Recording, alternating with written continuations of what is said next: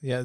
There's so much, if I could encourage our listeners, my clients, there's so much power in slowing down. If you can just work on taking a beat, that doesn't mean pause. We're never going to get back to it. Right. It doesn't mean go to your separate corners. It means. Doesn't mean I don't want to hear what else you have to say. Yeah. It's, we got to regulate before we can go forward. Otherwise we will blow past it. We'll either shut down and push away, or we'll start overreacting, overregulating, and trying to control. And that's when I see couples, individuals start becoming non-collaborative. Yeah. And very rigid. Yeah. Of like, this is what it must mean. That's right. This is how it Which is. There's inability no to reflection think. and able to think, expand. And then the re-injury occurs. Right. Sadly. So in this series, we're examining the attachment themes strewn throughout the FX Hulu show, The Bear. We will be discussing in detail each episode as the story unfolds, so that you can watch or rewatch before you listen and then follow along with our discussion. We have seen all the episodes, but we won't discuss any content beyond the episodes we're discussing. So if you haven't seen the show, press pause now, go watch, and hop back on to the podcast. So good to see you, Michael. So good to see you. Great to be back in this spot with you. Yeah, it's been a minute. So excited to, but this world won't know that because if they're listening. That's right. Evergreen. We still haven't got that concept down, but it's fine. Well, we are going to discuss the last episode of season 2 of The Bear. The Bear. And as always, we're trying to distill a bit of complex and robust scientific attachment theory, attachment science, to and apply it to sort of everyday, accessible pop culture. And in this case, pop culture in the form of The Bear. Normalize it, help you see it. And as always, and as usual, you have provided a libation. Libation, yes. Tonight we're having, this is one of my favorite wines. It is. I've only been to Napa once, and this is where this wine's from. I went to the winery, and it was so good. It's Alpha Omega is the winery. This is a red blend that they call 2 Squared, and I just happened to be able to find it at a couple of our local places. And so I stock up and get the. Yes, you do. If you buy 6 bottles, you get it for like $5 cheaper. So my wife loves it every time I come Which home. tells you the price point. Oh yeah, it is like if it's a wine, like because my wife, we don't really spend. I spend a little bit more than my wife does, but before we went to Napa, that's not true. That is just not true. That's hard to believe, but okay, keep going. I spend bigger ticket items, but Also. she buys a lot of smaller items, Okay, and so I okay. think it counterbalances. Sure. Anyhow. You tell the stories you need to tell. Well, so we have when we went to this winery, Tiffany was very much like, I'm not paying more than $15 to $20. Yeah, a bottle. Yeah. And the sommelier who was driving us around that day was like, if it's under 50, it's really just piss. Oh my gosh. Right. And we're like, well, so when we left this winery, my wife was wanting to buy 4 bottles, and we bought one. And on our way out, I was like, do you realize how much that one costs? It's not this one. Yeah. And she paid like $100 for that bottle. And I think that was the end of the wine tour at the end of the day. So she was feeling it. She's going to love this story when she hears it. But it's fine. We had a great time, and it turns out to be one of our favorite wines. So this is our fancy night wine. Tiffany will classify her wines as either is it a Tuesday night or is it a nice bottle? And so apparently on Tuesday nights, we're not allowed to have nice things. Ordinary Tuesday. That's funny. But yeah. Anyways, this is Alpha Omega's 2 Squared. Absolutely delicious. And it's a red blend, and it's really smooth and tasty. How would you describe this wine? Besides Being a sommelier. juicy like me.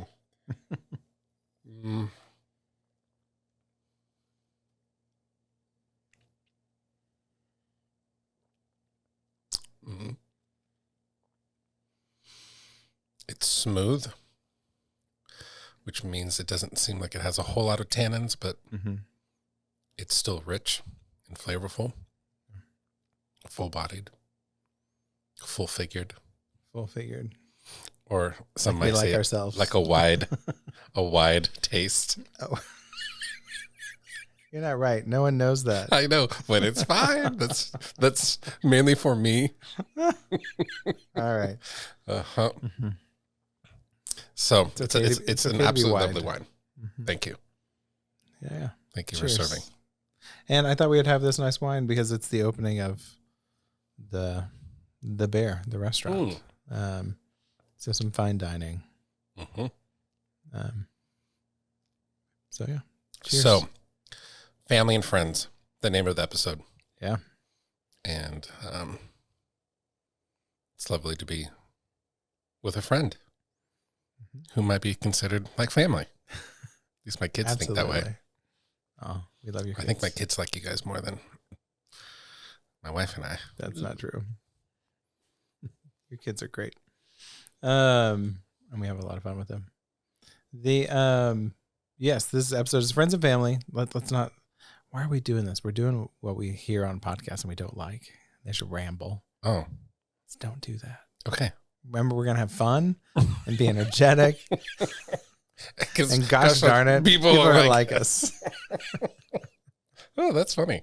So we're not rambling. It's a great episode that demonstrates that when you lack some, what we can broadly say, security of attachment, you're going to find 3 key things that sort of fall apart.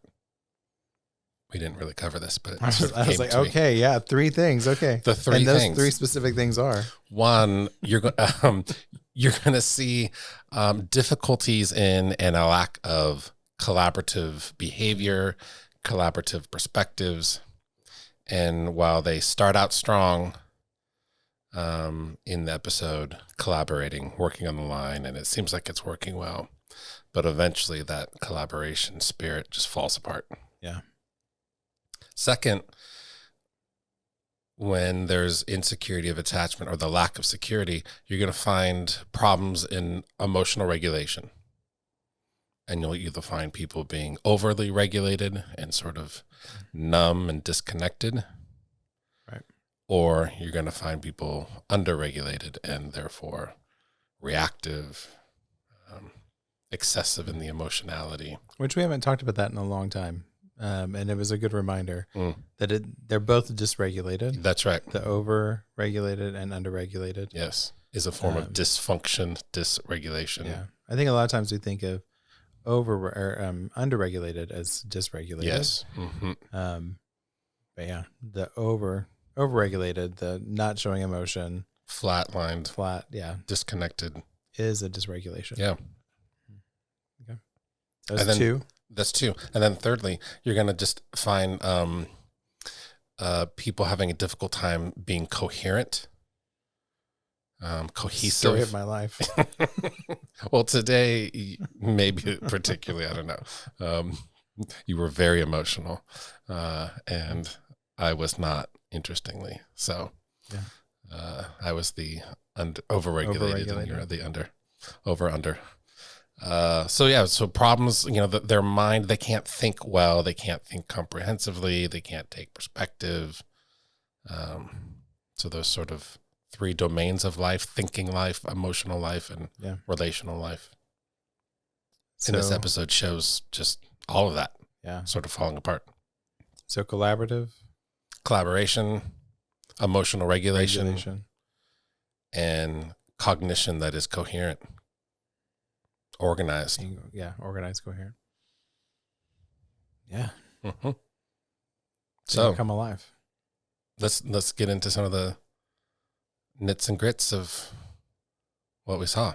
Okay. Yeah, let's start with that emotionally regulated, like some of the dysregulation we saw. Maybe point out some of the under regulation and over regulation that stands out to you. Well, our beloved and favorite, most securely attached character that we think, Marcus, He's had this super awkward, super maybe inappropriate, maybe not that inappropriate, but it just didn't go well. That's for sure. His sort of approach to ask Sydney out. Mm-hmm. His approach to Sydney romantically. And so he gets aggressive in a way that we never see Marcus get aggressive. Mm-hmm. Sometimes I think Reddit hates how not aggressive he is. And so here, this episode, he gets a bit charged. He starts yelling in ways that he doesn't typically yell. And so there's a form of getting dysregulated in the underregulated form. Mm-hmm. And it's extremely painful to not be engaged with and responded to. Oh gosh, yeah, unrequited love and and so like the question is still hanging out there, just of this was awkward and now things are weird, but there was no answer given. Correct. That's part of I think. Yep. And so that stirs up even in the most secure. Oh sure, some feelings. Yeah. Yeah. So security doesn't mean just cool, calm, and collected all the time. No, that's right. And it certainly doesn't mean without passion. Mm-hmm. But I would say Marcus loses a degree of regulation because he is emotional about some things that shouldn't necessarily be that emotional. And it's a kind of bleeding over from an experience that's interpersonal and romantic into the whether or not the organization, the day-to-day. Yeah, or in this case, in the show case, just whether or not Sydney heard her when he was saying, I have 3 plates, or these need hands, or he starts yelling, why won't you hear me? Mm-hmm. Which is clearly bleeding over from, did you hear me romantically, and why won't we respond? And that's why I think of it as dysregulation in a insecure way. But no, you're absolutely right. Under extreme cases, you're going to be feeling extremely. Right. And there was already pressure. This is the first night. Yeah. Yep. Everyone's a little keyed up. Yeah. In a way. And so it's all on top. It's not the best night to. Yeah, it was. To collaborate. Romantically. Romantically. Uh-huh. No. Or attempt collaboration. Yeah. But. And then obviously, Cousin just loses it with Carmi at the very end. Yeah, but can we talk about Cousin, how like throughout the episode he seemed regulated. Yes. And not overregulated even. Correct. Like he was able to think clearly, make decisions. Yep. And collaborate. Keep others in mind and collaborate. Yeah. Mm-hmm. Particularly when he's called upon by Sydney to run the tickets. Mm-hmm. Yeah. Well, not even called upon, volunteered, and then asked for permission. Yeah, he didn't bulldoze. Yeah, that's right. Oh, that's a great take point. Over. That's right. That's a great point. The command, the French battalion. Oh. Mm-hmm. He stayed in the order of right command and appropriately asked and waited for permission. Yeah, I was really proud of him the whole episode. Yeah, I can appreciate that. Yeah, he handled the pressure of the front and the back well, and just couldn't hold it together, understandably. Yeah, but nevertheless, says a whole lot of things that are unhelpful and unproductive, yet felt and understood. And when he's screaming at Carmi on the other side. Well, and that's the thing, is that when one of the things we talked about earlier is that when extreme stress comes, it's almost impossible not to react, not to engage with it. And depending on where we are emotionally and within our own security, can really have an impact on how we react. Mm-hmm.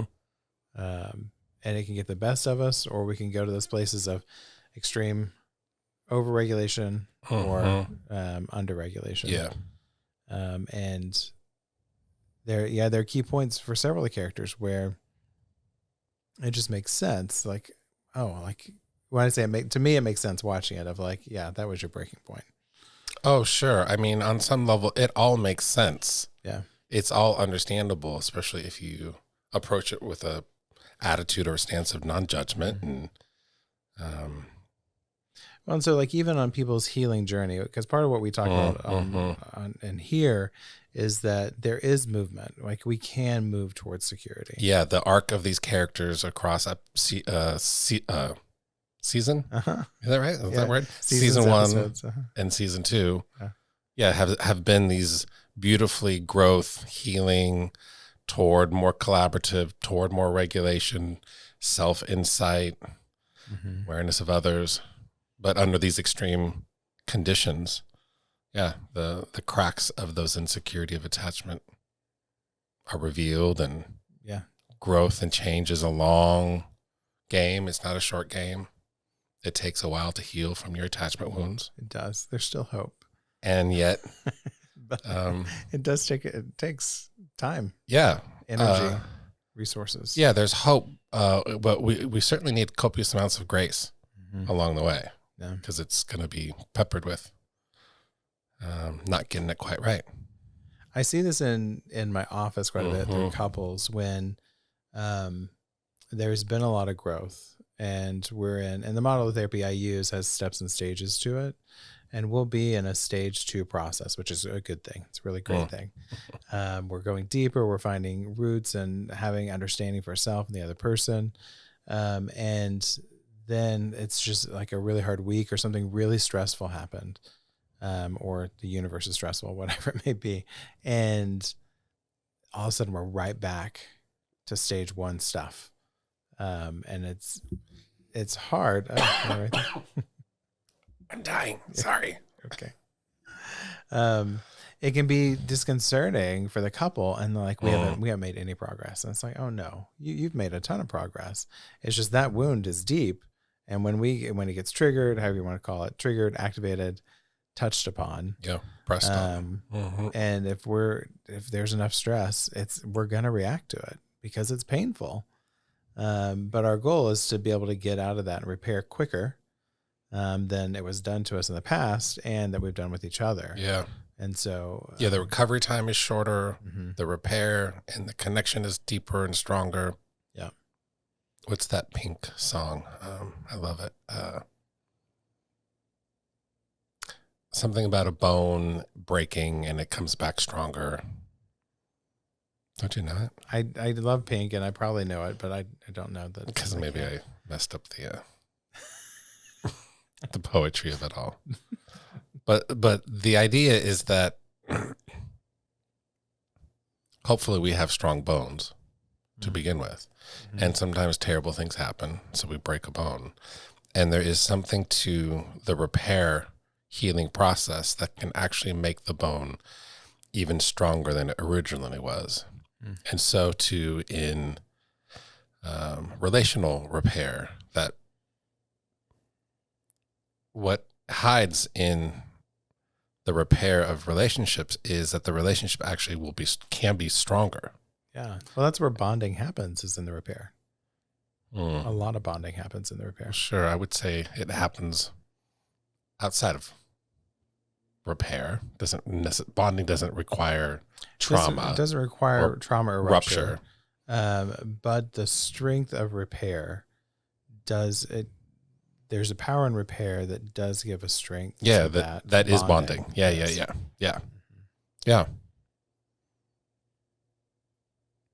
It's beautiful. Yeah, I suppose healing and growth is made up of ruptures too. It's not rupture free. Yeah. I think like this is nerdy. We're going to nerd out. Nerdy birdie. Like Melanie Klein. Oh, dang. Would say we don't grow without depression. Like it requires depression to grow. Yeah. Nice psychoanalytic nod here. Yeah. And so I know, like, we'll dust off that. To me, it's a similar concept of rupture is inevitable. Yep. And it's part of our growing process. And in particular, when rupture is repaired, it strengthens us. We grow.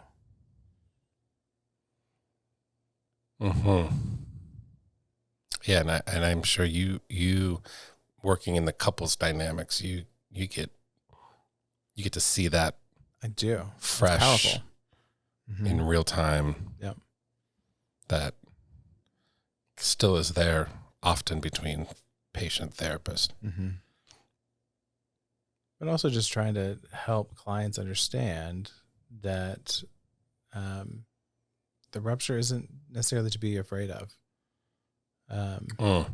Because repair is available. By no means keep rupturing, just a rupture. Yeah, that's right. It's not a condoning of, flippantly hurting. Yeah. But if we slow down, we can evoke collaboration, clear thinking. Yeah. Get a degree of regulation. Right. Yeah. Which I think happened really beautifully in this episode. When everything when Carmi got locked in the freezer or the walk-in, and Sid did a great job of regulating, of slowing it down. I think she took the pause. Yeah, her normal stance is to over-regulate. Yep.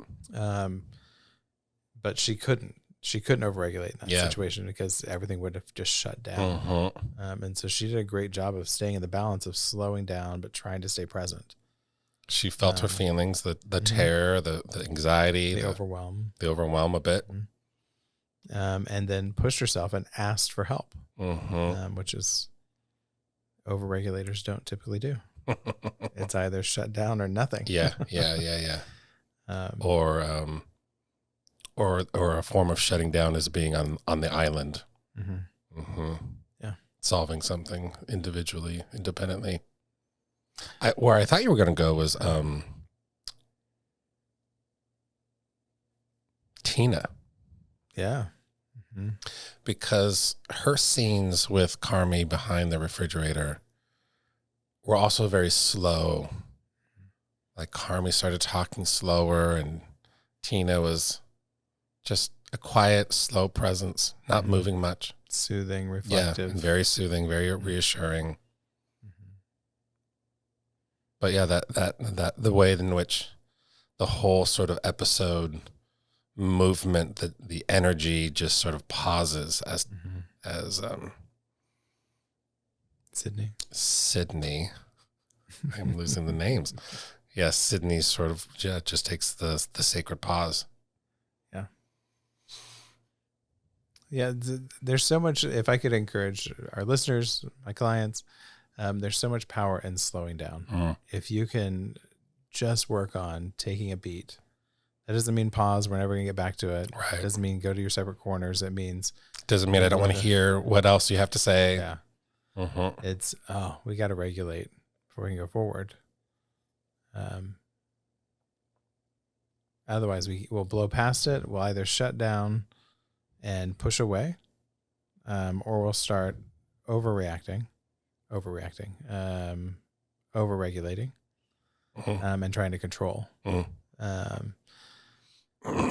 that's when I see couples, individuals start becoming non-collaborative, and very rigid. Yeah, of like, this is what it must mean. That's right. This is how it Which is. There's no inability to reflection and able to think, expand. And then the re-injury occurs. Right. Sadly. Absolutely. So there was we didn't talk about all that earlier, but there was a lot of good imagery and great example of this is how you move through. Take a pause, acknowledge where you are, what's happening. Don't judge it. Stay present and go. But it required them to slow down to get the job done. Yeah. Focus, get organized, get their thoughts organized, get themselves organized. Yeah, I loved that the way in which Cousin did that. It was amazing. Yeah. So another really dynamic engagement was with Mama Donna, Donna Mama, coming into the scene, being recognized by Pete, good old Pete, safe Pete. Yeah, Sweet Pete. sweet Pete. Again, I identify with. I think I am Pete in many ways. If I identify with anyone on the show, it's more Pete. Yep. Yeah. I identify with Carmi's body. Sorry.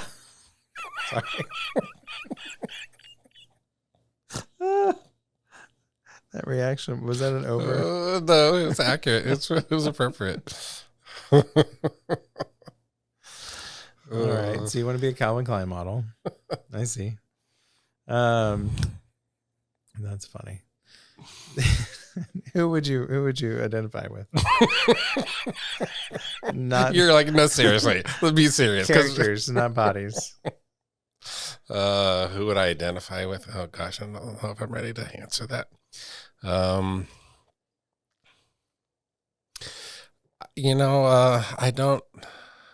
don't know that I have thought about that way. Okay. But maybe true to character, in my chameleon kind of ways. I think I find myself in all the characters in some way. And one doesn't particularly stand out. Mm-hmm. But I mean, to the extent that I'm more dismissive in my patterns. So not fact. No, I am definitely not that gorgeously liberal with my affections and vulnerabilities. I loved how fact came in and it was just like, I'm scared. Mm-hmm. It's scary out there. It's Yeah. just, and the way that cousin could just reassure him. And Yeah, I wanted that line to be different. which line? To don't be scared. Oh, yeah. I think it's a good testament too, though, of like with the affection of cousin, like touching his face, having a physical connection with him, and making eye contact. I think you could almost say anything, not anything, but Yeah, no, but you like could get asparagus you could is not ready. be perfect, Yeah. and it's going to get through. That you're not alone. It's okay. But the line I wanted it to be, and it doesn't really match my personality, is "Do it scared." Yeah. You'll be okay. Like Yeah. scared is okay. But you're in a safe enough environment where you can do this. Well, even the it's okay, it's going to be okay is problematic. It's denying. It's dismissive. Because it's not going to be okay. There are things in life that it's just not okay. Yeah. And I think what we mean when we say don't be scared, I think what we mean when we say it's going to be okay, what we're trying to affirm is I'm here with you. Right. And I love you. I support, all those kind of, I understand you. I feel you. What you're feeling is understandable. Right. Yeah. But we often, there, it's okay. Don't be scared. Don't cry. And there's a way to sort of, I think, say those things that isn't necessarily dismissive and avoidant, that is received as connecting and affirming and containing of the emotion. But yeah, I understand the wishing that was worded differently. Yeah, do it scared.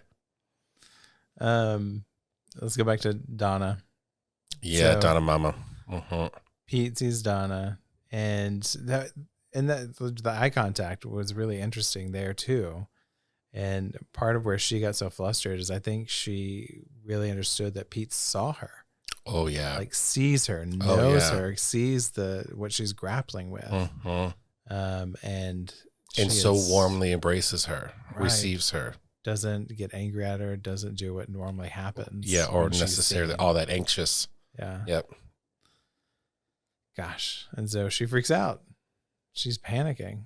And she's doing a classic disorganized move of, I say classic, that sounds blaming, but she organizes in the best way she can. Mm-hmm.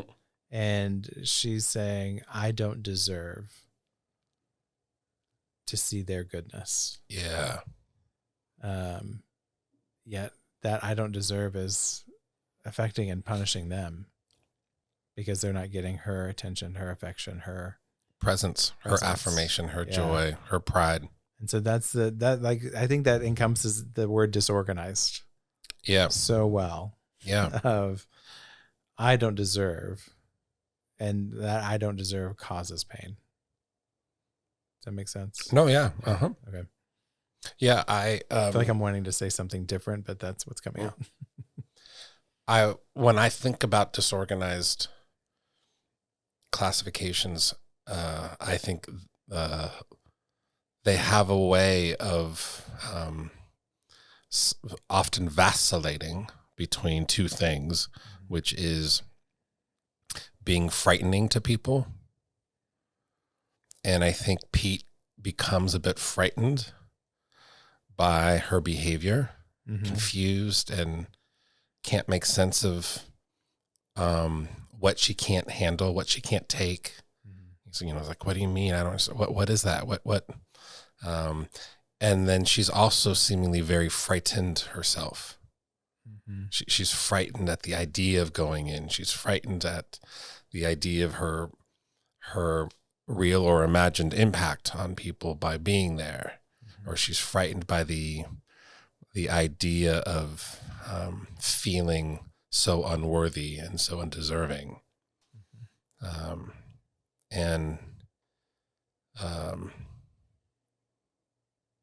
She's kind of frightening in her way of demanding that Pete follow her orders. Like, and do give her not permission. What's that? Sorry, and give her permission to not go in. She demands that Yeah, Pete yeah. says it's okay. Yeah, that's right. Yeah, she yeah, like in a torturous kind of way. And that's, I think, frightens Pete a bit. Right. Yet she's also clearly frightened. Frightened at being seen, being loved. Yeah. Yes. So, I mean, what a great actress, Jamie Lee Curtis. Oh my gosh. And it's such a real example of what so many people endure. And we don't know her own backstory. So we don't know how Donna became Donna. It's true. And so I don't. But we know No, there's trauma. 1,000%. And so, I wouldn't want any listener to not fully understand that we understand that something happened to Donna.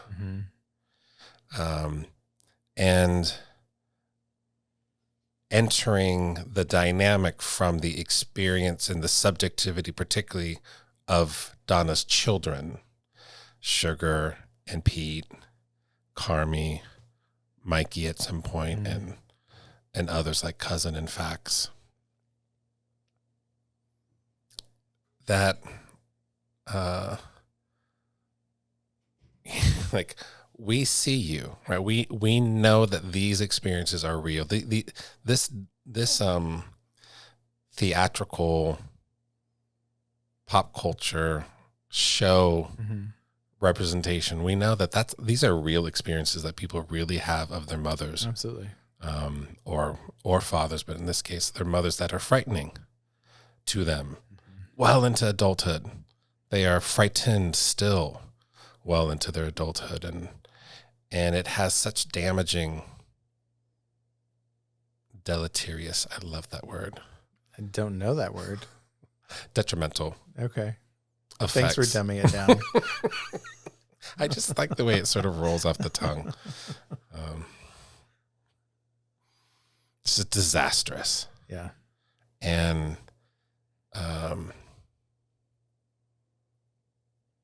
And it's so damaging to a developing mind, and it's so nearly impossible to stay organized and stay coherent and stay collaborative and stay emotionally regulated when you bump into and interact with a mind that is as disorganized like that. I think that's part of what I wanted to, another caveat is disorganized, yes. And if we're looking at the spectrum, it seems what we may know is that she hasn't done any work. Yeah. In moving towards any form of security. She's not done any work, or she's had no one show her enough kindness, compassion, to work with her, to help move into more security. But she seems to be on the further end of the spectrum. Yeah. And the disorganization. Like Yeah. she was taken there, and she was Than any other stuck character. there. Yeah. Mm-hmm. And the insidious nature of the impact of disorganized attachment as you move into adulthood with a disorganized, attached mind level of functioning, you find yourself unwittingly and to some extent at times participating in being treated so poorly. And so she's abandoned by her husband. We don't know where he is. There seems to be some sort of backstory there. And whether or not she's done the work or not, I think it's a safe assumption that she probably hasn't.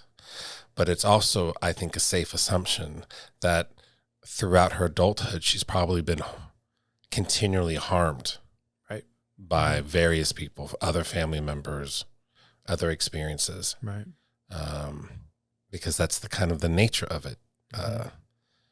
It sort of attracts almost, as opposed to other characters we've seen in the arc that they've had. So Tina and the experiences of being treated kindly in the midst of her shenanigans, and accepted and encouraged, and having patience with. Yep. And we see it in this episode with Sydney and her father. And to having those reparative experiences is what helps bonding, change us. Yeah, it moves us in that spectrum closer to a sense of security. Yeah. And so she apparently, it seems that we know, has not had many of those experiences throughout her adulthood. That's right. Yeah. That's right. And so she's stuck. Yes. In this place where she has a hard time loving and being loved. Yeah. It's so sad. Yeah. Tragic. Yeah. It's like the worst part of the show. And then to kind of round it out, it seems that maybe one of Carmi's worst nightmares isn't so much to be locked inside a refrigerator, but is to be his mother. And they seem to have very similar reactions, just in different ways. And the way Donna was holding that, I don't deserve to see them happy. He was punishing himself. Yes. Within that refrigerator. And it gives me a sense, and we haven't talked about this fully, haven't untangled it, but we've seen Carmi as dismissive avoidant. This episode makes my eye twitch a little, and wonder if there's more, if he's on the disorganized end, maybe not as on the end of the spectrum where Mom Donna is, but he's on the disorganized quadrant. Yep. Which would make sense if you're being raised by a mind that is a disorganized mind. That attachment classification tends to be inherited by the kids. And to sort of think about both Carmi and Sugar having some of these qualities. Right. So this actually makes me think of we had a listener Yeah. who's not a family or friend. We actually have listeners that aren't just family and friends. And also has not been paid for this endorsement. Right. There you go. Who commented that no, they disagreed with our assessment of Carmi being avoidant. Dismissive. Yeah. I think they said more on the anxious, entangled side of things. And we both were like, no, you can still react. You can still be. I cannot drink wine. Pause here. Give me a cocktail and I know how to swallow. Give me some. That's what someone said.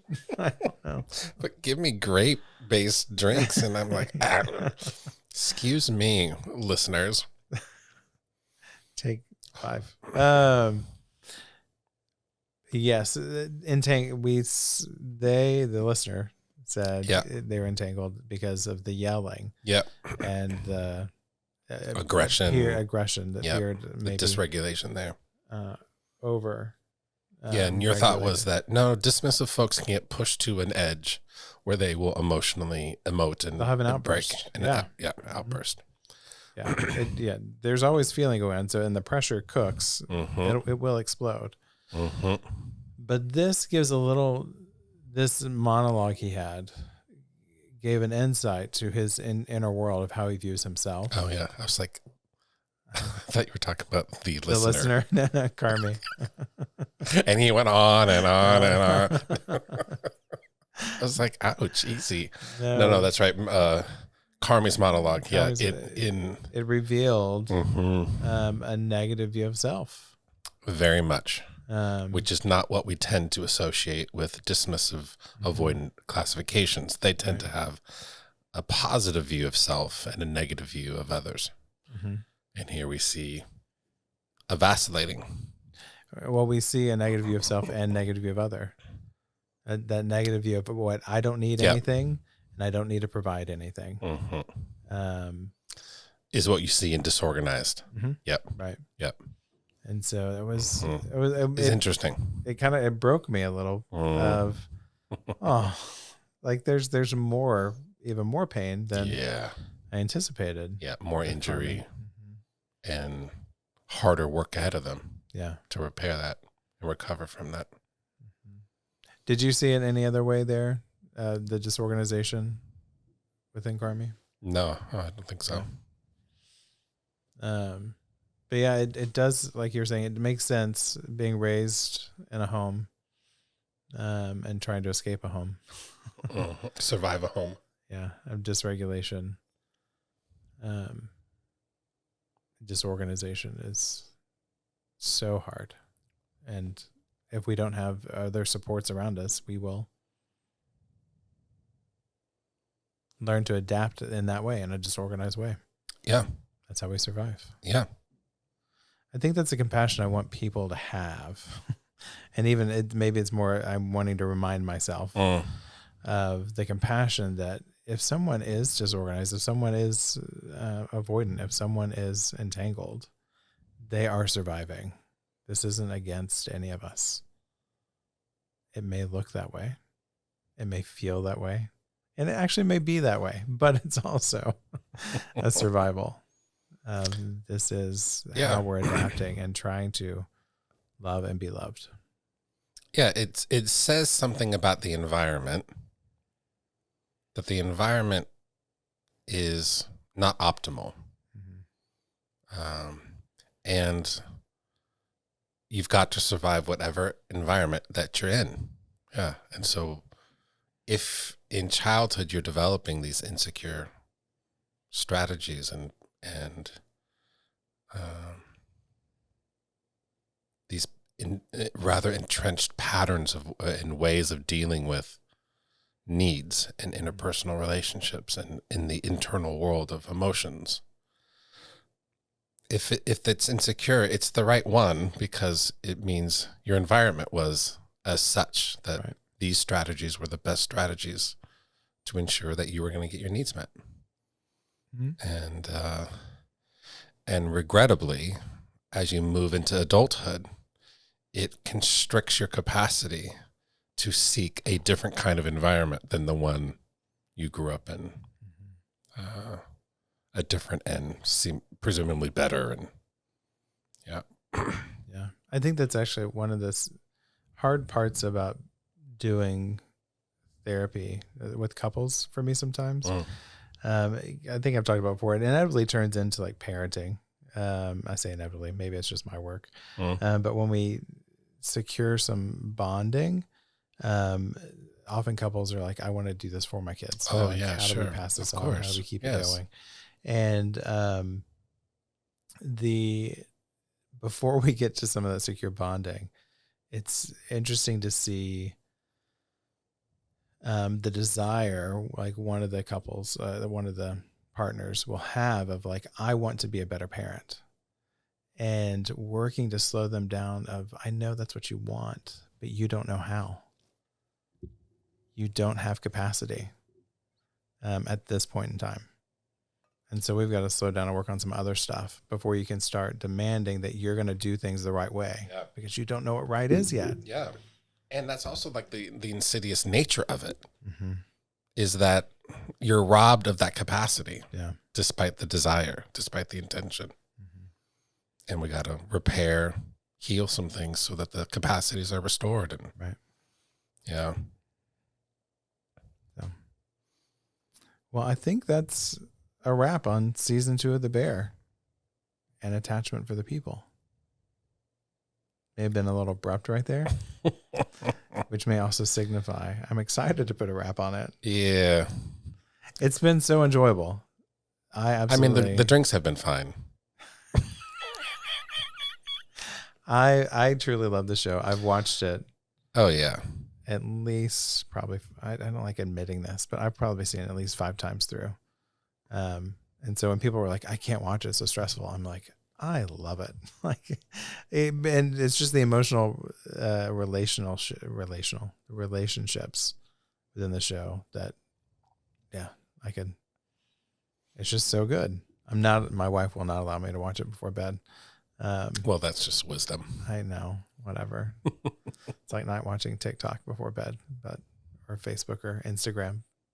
Anyways, we're not here about me right now. But I have really loved this. We are going to be moving on though. And I'm excited about that. Well, I mean, are we gonna wrap up season 3? I think maybe we just do maybe that's one what I'm episode. saying. Like an episode on all of season 3. But maybe we won't. Maybe I can imagine we won't. It seems like we're moving. Well, we are. That's for sure. The podcast is definitely moving. And I'm excited about that. So stay tuned. We're going to be doing some other things besides just analyzing, critiquing, acknowledging pop culture through TV shows. Yeah. So we're going to have some interviews. We're going to have some different just dynamics. We may even have a new name. Go all wild. We'll still be Michaels. We'll still be the Michaels. Absolutely. But we're excited about what's coming. Nice little teaser. And it's been a pleasure this far. Why do you laugh at pleasure? I don't know. It's so formal. It's been a pleasure. It's been a pleasure. Well, this has been a pleasure. It's also so passive aggressive. I mean it though. I'm not being Southern right now. I think that's probably what I'm partly reacting to. But yes. Uh-oh. I think we're done. We're over. We just got cut off. Yeah, that's great. The video got cut off. Yeah. Audio's still going. Maybe. Who knows? It says it's going. It's great. But yes. It's been a pleasure. It has been a pleasure. A GD really pleasure. Oh, dang. I can't even say it. I mean, I wouldn't. I would never say that in any recorded way. That's interesting. Pearl clutching. If it was recorded? Yeah. Yeah, it's even a stretch. I mean, I appreciate it, but don't get me wrong. It's just private. That's a private word. Oh, okay. That's so interesting. Look at me. Right, the things we'll talk about. Oh my God. The things that we were doing in here earlier. It was, It's also sounds terrible. I'm just saying Right. that I'm just trying to say that we are not afraid I'm not to confessing. Is that what's happening? I'm just saying that we're not prude people. Oh, That's what I'm trying to say. That's all I'm trying to say. We're not prude people. But yet here I get really, it's interesting when I get prude. I've never heard of anyone getting prude. It's so interesting when I get pruded. All right. Verb. Until next time. Cheers, Michael. It's been a pleasure. Ching. There's no button over here to push.